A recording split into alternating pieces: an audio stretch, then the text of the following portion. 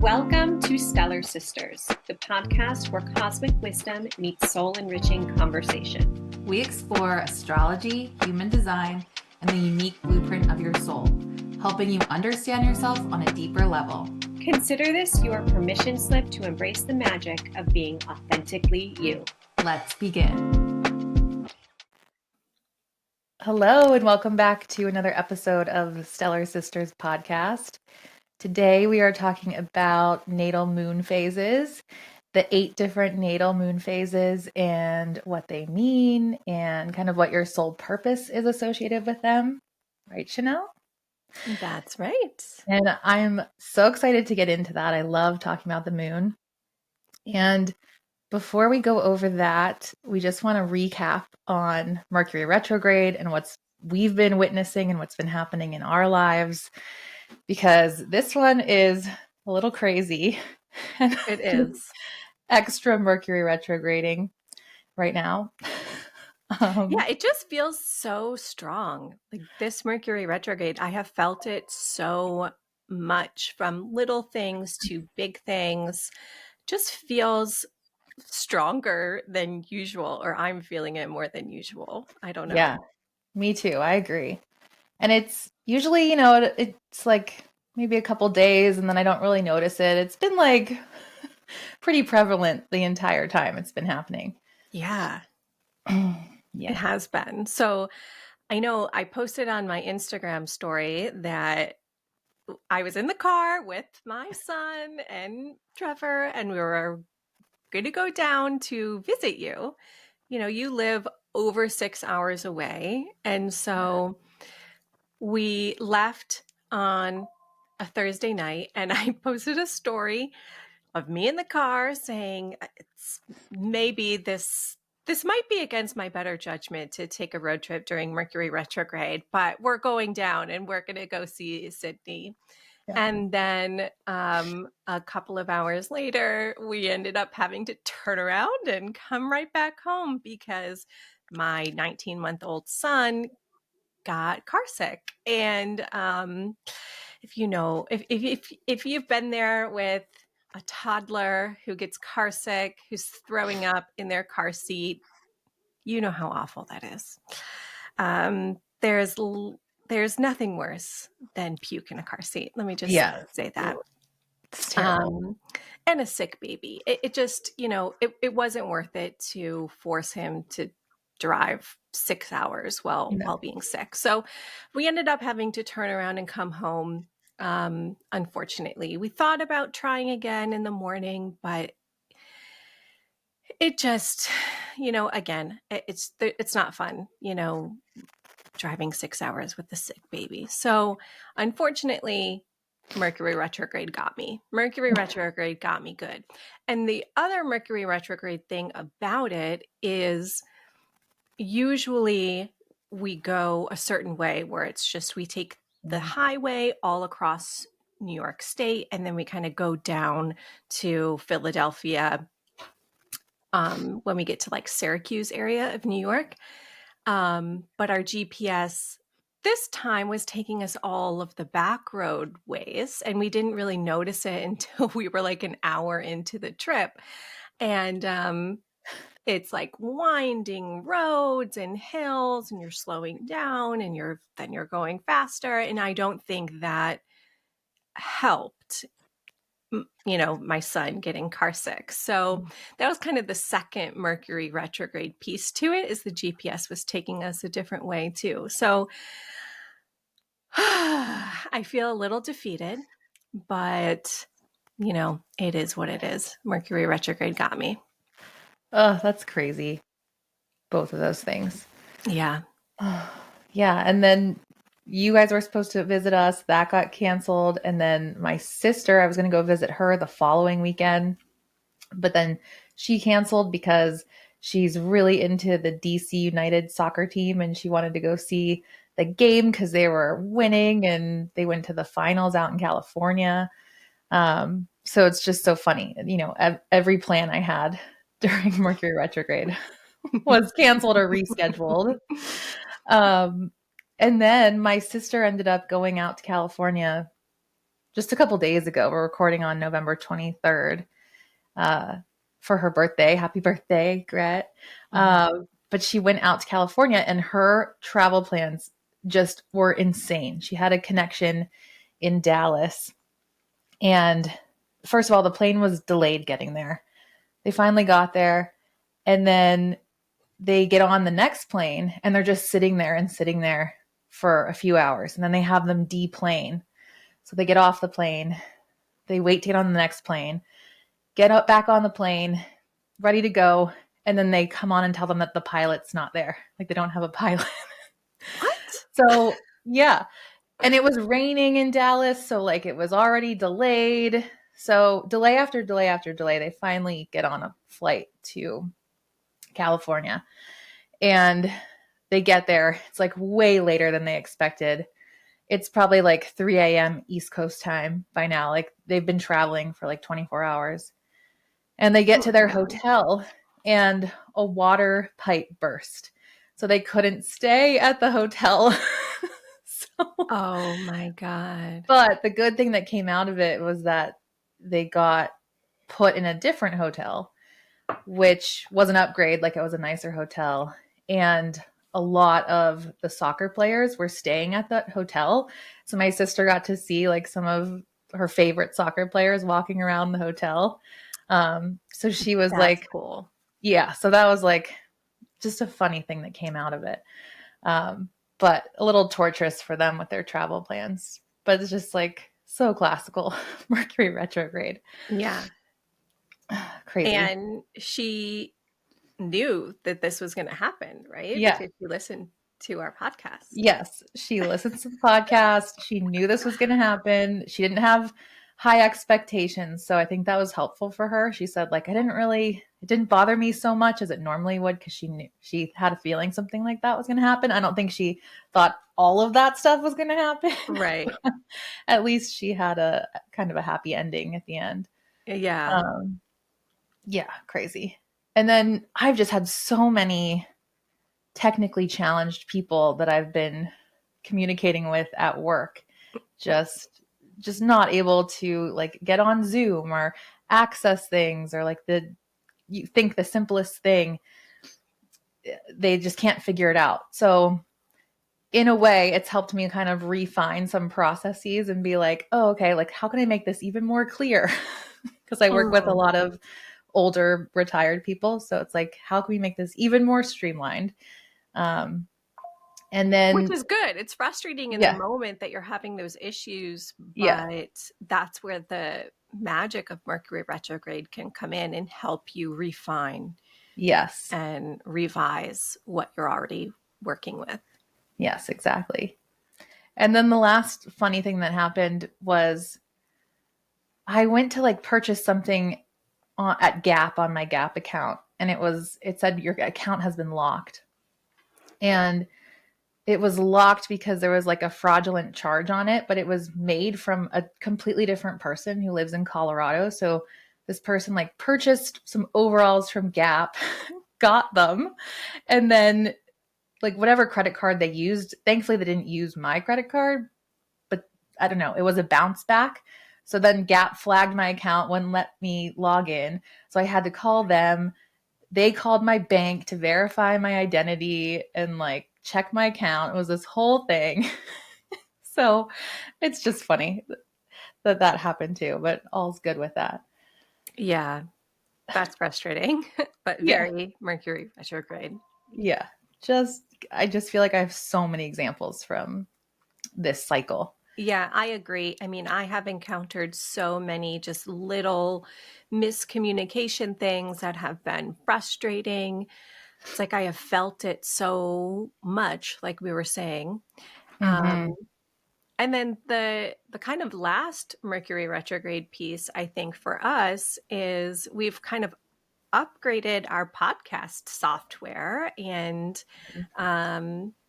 new mics, new podcast software. So this is really exciting. But I know you had some issues with the mic and having to send some pieces back and things like that, which is very Mercury retrograde, but it ended up working out. Yeah. But what I wanted to say about that is, obviously a new microphone is a new piece of technology, right? Which is kind of like a no-no to buy during Mercury retrograde. But this is a good time to buy for us because we're not starting a brand new podcast. We're not starting a brand new project. This is just a revision. We're going back and upgrading and revising our current setup. So it actually is a good Mercury retrograde project. And I think that is sometimes where people can get caught up with Mercury retrograde.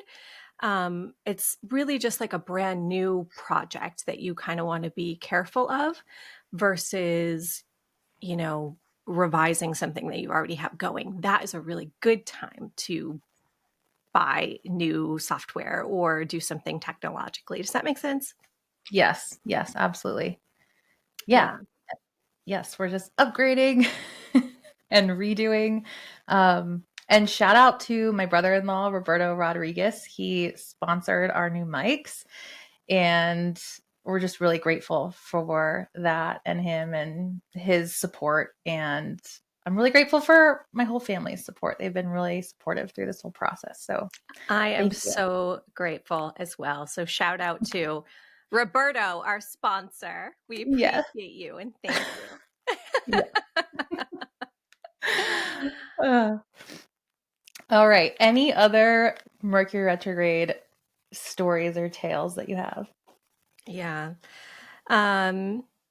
No, I think that's Okay. enough. It's been so I honestly do have more, but we don't need to go into every little thing, but Okay. it's just been wild. Yes. And this is Mercury retrograde is ending on the 29th. So by the time that this episode comes out, we will still be in the shadow period. So might still be experiencing things, but hopefully it's coming to an end. Yes. Definitely. Okay, well, let's jump into the natal moon phases because this is something that I love in astrology, and I feel like it's not talked about a whole lot. And I'm not sure why, because it's endlessly fascinating, I think. But, your natal moon phase, there are 8 different phases. And so you can kind of take a look at what phase of the moon you were born under. And it really describes your personality type, your life purpose, your strengths, your motivation in life. So it's really, really interesting. And I definitely resonate with mine. So as we go through them, I'm curious to hear if you guys resonate with yours. And so we talked about in our podcast episode with the big 3, we talked about what the sun means and what the moon means and what your rising sign means. And the sun and moon individually are such big, important factors in the birth chart. But their relationship is actually the moon phase. And so that's also very important when we're looking at a birth chart and interpreting it. So your moon phase kind of describes the flow of energy between these 2 primary symbols in our birth chart. So how are the sun and moon talking to each other? What's the conversation that they're having? What stage in the moon phase are you? Or is it part of the waxing phase? Are you part of the waning phase? Because that all kind of plays into your personality type. So the sun represents our big picture soul purpose, and then the moon is kind of like the vehicle, and that plays out that soul purpose or the physical embodiment of that soul purpose. And so we really reflect the characteristics of the moon phase that we are born under. So again, it can describe our personality type, our soul purpose. It's like our instinctual awareness and our operating system, our strengths, our core motivation in life. And I think what's interesting about the moon signs too is it can really explain why two people who have the same moon sign maybe act like completely differently. Because someone Mm. who is born under a Gemini full moon will be very different than someone born under a Gemini balsamic moon. The That is such a Gemini, great point. yeah, yeah, the Gemini full moon person would be like very communicative. They like really want, probably very social. They really value their relationships. And a balsamic Gemini moon, which would be much more introspective and much more inwardly intellectual. And so I think that's really interesting too. That is so interesting. And I feel like that also goes in line with, say you're a Gemini or a Gemini rising, and maybe you don't fully resonate with that sign. Like when you hear keywords about it, maybe you have a balsamic Scorpio moon or like a balsamic Capricorn moon or something, kind of opposite of Gemini energy, you Yes. know?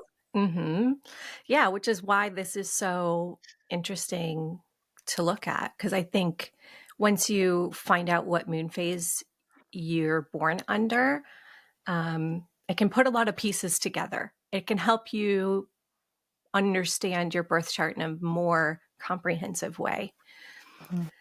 Mhm.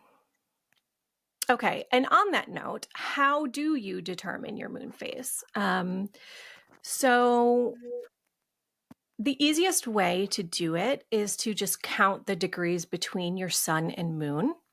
And so you want to pull up your birth chart. So you can go to our website, stellarsisters.com, and you can pull up your birth chart and then find your sun. And then you want to go around the wheel counterclockwise until you find your moon. And just count the degrees between your sun and moon. So each sign is 30 degrees. So, say for example, your sun is at 15 degrees of Aries. When you go to 15 degrees of Taurus, that's 30 degrees. 15 degrees of Gemini, that's 60 degrees. So if they're further away, you can just kind of count by sign 60 degrees until you get to your moon sign. But you want to make sure you're, again, going counterclockwise around the wheel. Does that make sense, Sid? Yep. Mm-hmm. Okay. And we're going to jump into the 8 phases. But I do want to give a shout out to Demetra George. She is an astrologer that really I learned a lot of this from, and she has done a lot of work on the natal moon phases. So I just want to give her a shout out. And her book, Finding Our Way Through the Dark, is a book that I love, and that she describes kind of really all about the natal moon phases. And so I just wanted to give her a shout out. And she's a really amazing, wonderful astrologer that I have learned a lot from. She is so wise. She is She like one is. of the wisest people I've ever heard talk. She just naturally, I feel like she just naturally has learned and processed astrology and been able to teach it, in just such an amazing way. That is so, yes, I couldn't agree more. She's born under a balsamic moon. Okay. Which I think one of the key words for, I believe, I'm 99.9% sure. But she, in wise, in the sage, is definitely keywords for that moon type. But I agree, the way that she has like digested astrology and come out with her concepts and ideas about astrology is like so amazing. I strive to be that level of wise one day. Yes, One day. I know. Me too. Okay, but let's jump into the moon phases. So we're going to start with the new moon phase, and so we're starting from the beginning with a fresh new moon. So if your moon is 0 to 45 degrees ahead of the sun, so if there's anything less than 45 degrees between your sun and moon with going counterclockwise again around the chart, then you were born under a new moon. So Sydney, Yeah, you were so born under a new moon. yeah, I was just gonna say, let's use me as an example because I feel like mine's easy because my sun is at 18 degrees Aquarius and my moon's at 28 degrees Aquarius. So 10 Yeah. degrees apart. But the moon, if you're looking at the chart, the moon is after the sun going counterclockwise. Exactly. Yep. Yeah. Okay, so some key words for people born under the new moon are initiate, visionary. The core themes here with the new moon person is new beginnings, instinctive impulses, and harnessing their inner vision. So under the new moon phase, so a brand new moon cycle has just begun with the new moon. And so I'm going to correlate the moon phases to the different stages of a plant growing. Okay. So with the new moon in the plant cycle, this is just the seed that's underneath the soil, that's in the soil, underneath the earth, that is just starting to break out of the seed capsule, that is just starting to germinate. And so with the new moon, the moon has no light. It's a completely dark sky. And so again, the sun is our conscious awareness. So with the moon being completely dark, there's not a lot of conscious awareness with new moon people. But what there is there's a deep intuition and a deep instinct about how to move forward. So because the moon is brand new, there's not a lot of kind of real world hands-on tangible experience to go off of yet. So these people operate mainly from their own internal system of instinct and intuition. And sometimes there can be like a very innocent or open or fresh or energetic quality to new moon people because of this. And a lot of the times they like to operate maybe from a more spontaneous or impulsive place. Maybe they work better with no set structure or plan, just kind of going off of their instinct and intuition.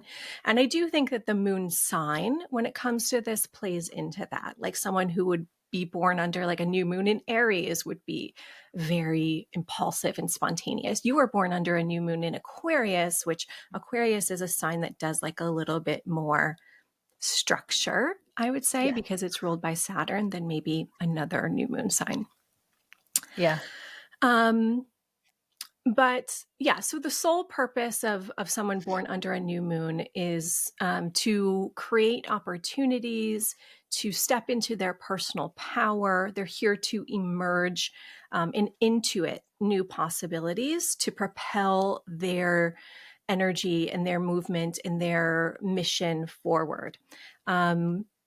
So they are meant to really harness their inner vision and courage, and have the courage to kind of like manifest that and push that forward into the world.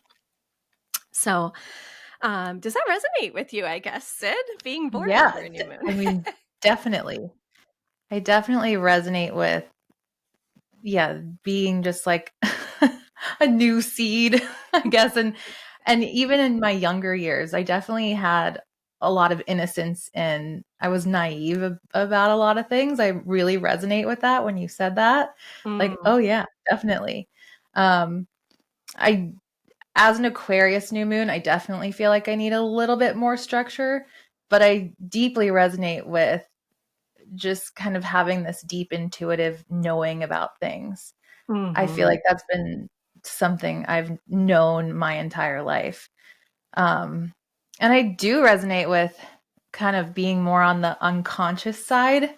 And it's like, then I'll have these aha moments and it's like, wow, like I just kind of uncovered another layer, you know? Yeah. So yeah, I resonate with all of that. And also as a new moon person, I'm just a sensitive person in general, I guess, but during the full moon, I'm very sensitive to a full moon. Like I Mhm. personally prefer the new moon stage, and I'm sure that's because I was born under a new moon and what feels familiar to me. Mhm. Um and I don't dislike a full moon, but it definitely affects me in a way where I'm not sleeping as much. My nervous system sometimes feels like it's on overdrive during a full moon. I don't feel like as grounded. Yeah. So that's just another piece of it I wanted to add. I feel so much better and grounded during a new moon phase. That is really interesting, I think, because I did want to make a point at some point during this that once you figure out what your natal moon phase is, pay attention to when that phase does come around every month, because Mm, you might feel more connected intuitively, emotionally, when you're on that same phase that you were natally. And you can get a mhm, lot of insight or like downloads to mhm. um, how you're feeling or like what you need when during Yeah. the phase that comes around that is your natal moon phase. But it makes sense that you would Mhm. feel maybe overwhelmed with the full moon because your natal Yeah. moon, has no light. And at the full moon, the moon is completely illuminated, reflecting everything back from the sun, and that can feel, I mean, that it can feel like a lot for everybody, but especially Yeah. maybe a new moon person. So that's really Yeah. interesting. Mhm. Yeah. Um, cool. Yeah, I definitely feel, and especially around that, like moving with the instinct and intuition piece, I definitely see that within you. So I think that's really, Mhm. really cool with the new moon phase. And last thing I deeply resonate with is just initiating things. I feel like I'm pretty good at like starting something, Mm-hmm. with that new moon energy. And I definitely like to just like plan and figure out what I'm going to start next under a new moon period. I love Mm-hmm. using that energy for that. Um, and I love when the Aquarius new moon comes around every year, even if it's not like right on my birthday. I love those couple days when the moon's in Aquarius and the sun's in Aquarius during my birth time, Yeah, birth I'm sure month. that's a really like potent time for you being born on It it. is. And it's in my fifth house, and like a bunch of things are illuminating my fifth house during that time typically. And yeah, it's a special time for me. Yeah, I January, love that. February. Yeah. Yeah. Um, Very cool. All right, so let's move to the next phase. So this is the crescent moon phase. So this is when the moon is 45 to 90 degrees ahead of the sun. And so keywords with the crescent moon are overcome, focus, and move forward. The core themes with the crescent moon are growth through challenge, momentum building, and overcoming obstacles. So the crescent moon is just like a little sliver of the moon starting to emerge in the sky. This moon phase relates to the plant cycle where the seed has sprouted and now the seed has to push up against gravity through the soil to kind of sprout through the earth. And so the seed is not super strong yet, but it is determined. And so crescent actually means growing one. So people born under this cycle really feel the urge to move forward, but they can feel like there's a lot of resistance or challenges there when they kind of want to move forward. But once they begin to move forward, they really start developing their talents and skills, which in turn builds their self confidence. So they're building self reliance and faith in themselves and persistence and determination. And so their sole purpose really centers on taking action on their dreams and experimenting and overcoming these obstacles. And so, um, my partner Trevor is born under a crescent moon, and I really see that within him. And I think the struggle with the crescent moon can sometimes be wanting to fall back into old habits, but they're really here to develop their courage and again push through those challenges and push through the resistance to kind of create that momentum. And once that momentum's going, they're like, oh wow, I am really strong. I really do have like a lot of skills and talents here that I can use to push through and get to my goals. Interesting. So would you say it's kind of similar to the new moon person where it's like, you don't have so much experience yet. So it's like, can I trust myself? Do I have the courage to move forward with this thing? Whereas someone who's Yeah. a little bit later in the cycle might just be like, yeah, I know I have it. I got it, Yeah, that's Does that make exactly sense? right. That's exactly right. So the first half of the cycle where the moon is waxing, where it's getting bigger, the we're kind of gaining the courage and strength and skills. And then the full moon is that Mhm. peak of it. And then people born on the waning half kind of have a whole different set of skills where they're breaking down and letting go. So yeah, the first half people are really kind of like initiating and developing. And then the second half people are really kind of like breaking down and digesting and letting go. So yes, it is very similar to that new moon energy, but I think the new moon,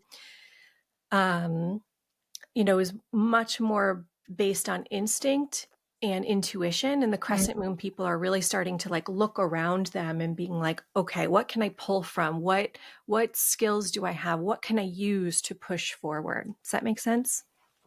Yeah. Yeah. Very cool. We're interrupting this episode to let you know about our holiday sale that's happening now through December 5th. And this is ending at midnight Eastern Time. And we're both discounting all of our readings by $10. So you can book readings with me, Sydney, at thesoulmeetsbody.com. And the discount is automatically applied at checkout. To book with Shaniel, you can head over to luckypennyastrology.com, and she has different discount codes to plug in depending on what you're purchasing, and her gift cards are also $10 off. You can find all of the discount codes in the show notes. We're also offering a special holiday bundle, a full 2026 astrology forecast with Shaniel, and that's paired with a human design reading with me. And it's a really powerful way to step into the new year with clarity and direction. You can book this over at Shaniel's website, luckypennyastrology.com, and choose a time to meet with Shaniel for your year ahead astrology forecast. And then you will receive your human design reading from me within 7 to 14 business days. This is a recorded video and audio file I will send to you along with a PDF of your chart and a chart summary. You can find all the details along with Shaniel's discount codes in the show notes. Reminder, the sale ends December 5th, 2025 at midnight Eastern Time. And happy holidays to each and every one of our listeners. We are so grateful for you. And now back to the episode. Okay, the next phase is the first quarter moon. So this is the moon at 90 to 135 degrees ahead of the sun. The key words for a first quarter moon are decide, act, and build. The core themes here are crisis and action, decision making, and initiating change. And so in the plant cycle, this is where the plant is establishing its root system and its stems and its leaves. And so the plant is really becoming rooted in its life direction. And so this phase represents a time of tension and challenge where action is required to overcome the obstacles and push forward. So first quarter people tend to maybe find themselves in situations where they need to make decisions and take action. And they must decide and commit to, like, what are we going to build? What direction are we moving in? They have to just take responsibility for that vision and act on it. So this is really about action. And so here they're meant to cultivate, determination. They might face resistance again or obstacles, but this is all part of this phase, turning those obstacles and difficulties into opportunities for growth. And so their sole purpose revolves around decision making and taking responsibility and building that strength through those different challenges. And so first quarter moon people can become really good at people who rise to the occasion during a crisis. Or when things fall apart, first quarter moon people are like actually getting energized, and they thrive during like those crises situations because they can really act out their purpose, which is to like take responsibility and make the decisions and figure out what the next steps are moving forward during like a crisis situation. Oh, I love that. Mm-hmm. I don't have that energy, so it's nice that other people do. Yeah.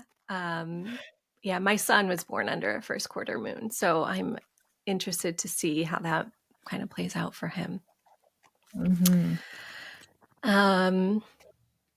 Okay, so the next phase is the gibbous moon, or the waxing gibbous moon, it's called. So this is 135 degrees to 180 degrees, where the moon is ahead of the sun.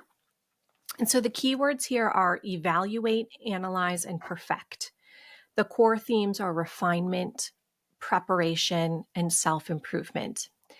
So this is the phase, the moon phase, that comes right before the full moon. So the moon is like looking really full in the sky, but it's not quite the full moon yet. So in the plant phase, this is the buds emerging on the flower. So like there's an anticipation that like the flower is going to bloom, but it hasn't quite bloomed yet. And so the intentions that were set at the new moon are really starting to like take shape during this moon phase, but they still need tweaking and adjusting. And so the sole purpose of someone born under a gibbous moon is about that refinement and preparation and mastery. So they're really here to fine tune the details of whatever is manifesting. So they're gibbous people can be very detail oriented. They can be obsessed with the details and have a really deep inner drive for improvement, for self-improvement, for, improvement with people around them, and just really everything in their lives. And gibbous people are people who can really go through a lot of training or learning or apprenticeships because they really want to become masters of their craft, masters of whatever it is that they're into. They have like such a deep desire to find better ways of operating. And they love to kind of like evaluate, analyze, adjust, refine, perfect their projects. They're really wanting to fine tune everything for the most efficient functioning. So yeah, it's kind of like this anxious, anticipatory energy of like, oh, the full moon is coming and we have to make sure everything is perfect. That my sister is a waxing gibbous person, and it just sounds just like her. Just very detailed and wants things to like be perfect. Yeah, just thinking of her. Yeah. It's really interesting when you start to kind of look at everyone in your life and be like, oh yeah, that makes sense. Mm-hmm. Okay. And then the next phase is the full moon. So this is when the moon is 180 to 225 degrees ahead of the sun. So the keywords here are culminate, illuminate, and fulfill. Core themes are bringing things to completion or full expression, revealing truth, gaining clarity, and finding meaning. So obviously this is when the moon is at its peak brightness. And this relates to the stage in the plant cycle where the flower finally blooms. The flower finally blooms and we're attracting the insects to pollinate. The full moon also, when a woman's cycle is synced to the moon cycle, this correlates to the ovulation phase, where a woman becomes fertile and, more open sexually, attracting a mate to hopefully conceive. So you can see that there's this theme here of union and relationships and bringing in another person or relationships or thing. And so the way I want to describe this is like up until the full moon, like we've been building something. And then at the full moon, it's built. But what is the real meaning for the building? And if you think about it as like building a house, the new moon stage is like, okay, I have this idea. We're going to build a house. And then the crescent moon is, gaining all of the tools. And the first quarter moon is like, okay, well, how are we going to, source the lumber? And then the gibbous moon is like, okay, but we need to like make sure that, the walls are painted and the trim is perfect. And then the full moon, the house is built. But the house doesn't have meaning until the family moves in. And when the family moves in, the house becomes a home, and the house has meaning and the house has purpose. And so the full moon person has a deep desire to kind of like create meaning. And typically this is through relationships. And if it's not through relationships, it might be through causes or belief systems or things like that. So they really want to find the higher meaning, the higher purpose of things. So a full moon person is really here to discover what it means to live life with purpose and conscious intention.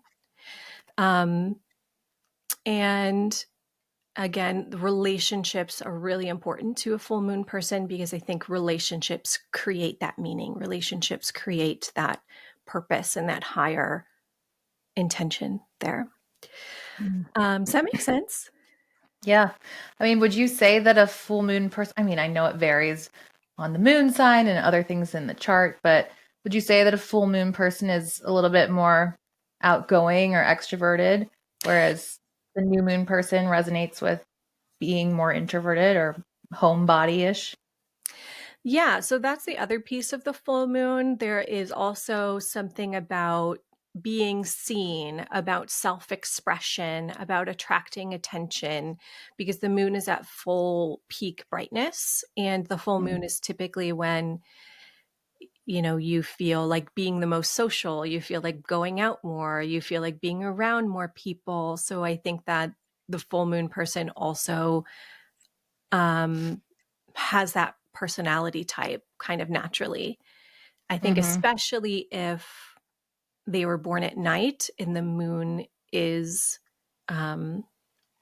their luminary, that they most resonate with. So yeah, there's also that piece with full moon people.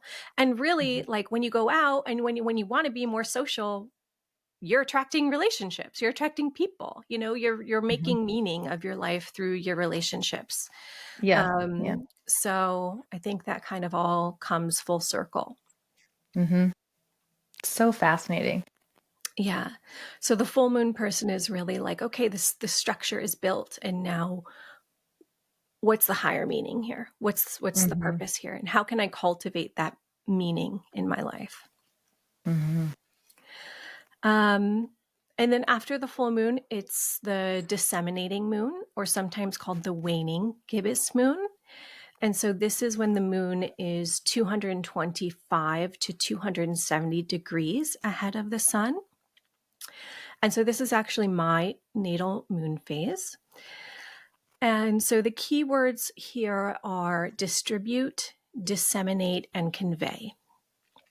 The core themes here are expressing insights and understanding, spreading knowledge, inspiration, or influence. So with this moon phase,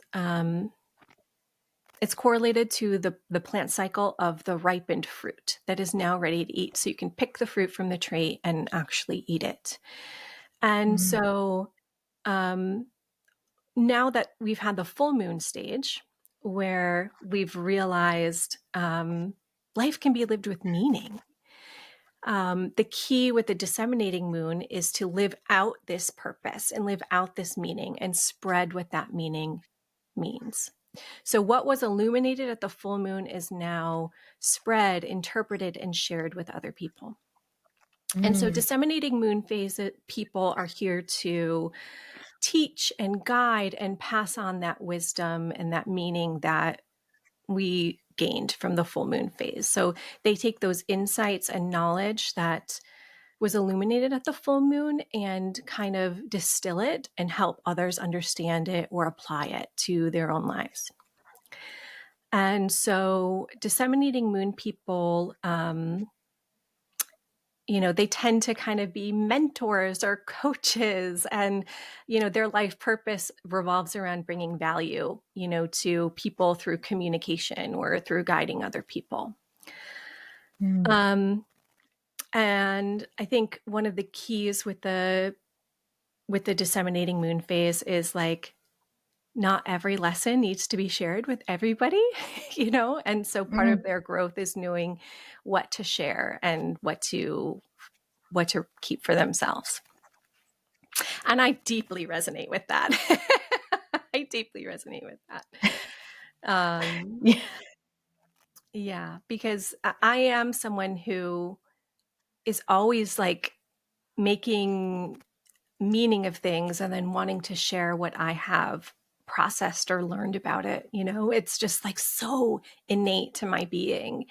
But I do know that like not everybody is always like on that same wavelength as me, And so I can get like really excited or interested in something, and it's like, okay, when is it appropriate to maybe share or explain this, and when is it not, So, but I very much resonate with that. Wow. Yeah, that is you for sure.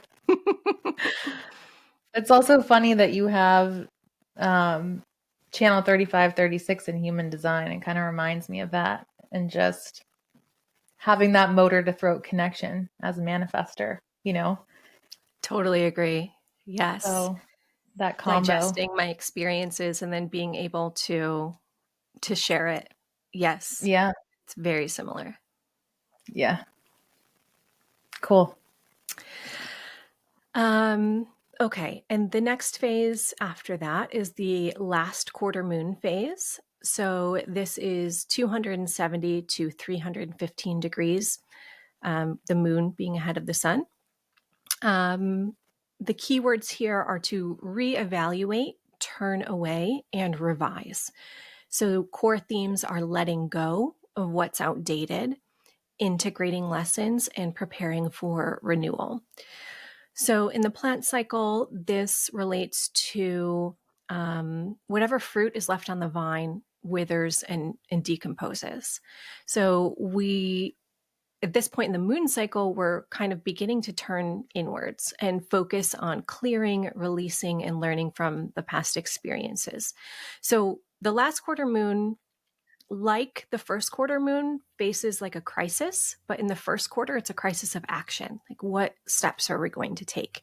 The last quarter moon, it's a crisis of thought. It's more of like an internal crisis of like, oh, now that we have this new understanding from this disseminating phase, now this is making me question everything that I previously knew, my previous beliefs and values, and um, what what is no longer working here. What do we need to get rid of? What do we need to like discard?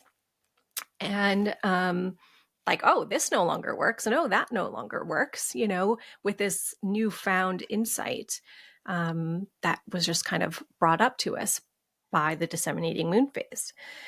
And so with the last quarter moon phase, again, the moon is waning. So what was built up now must be torn down.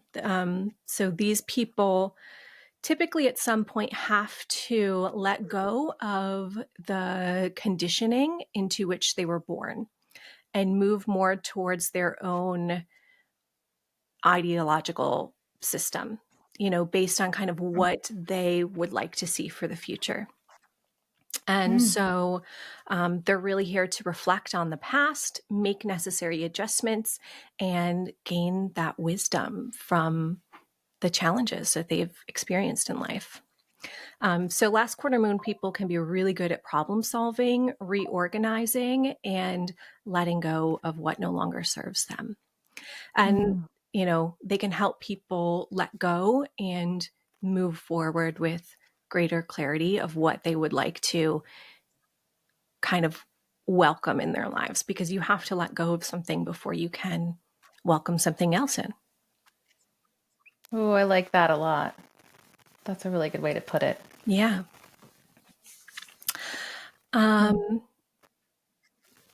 Okay. And then this is the last cycle. This is the balsamic moon. And so this is when the moon is 315 to 359 or 360 degrees ahead of the sun.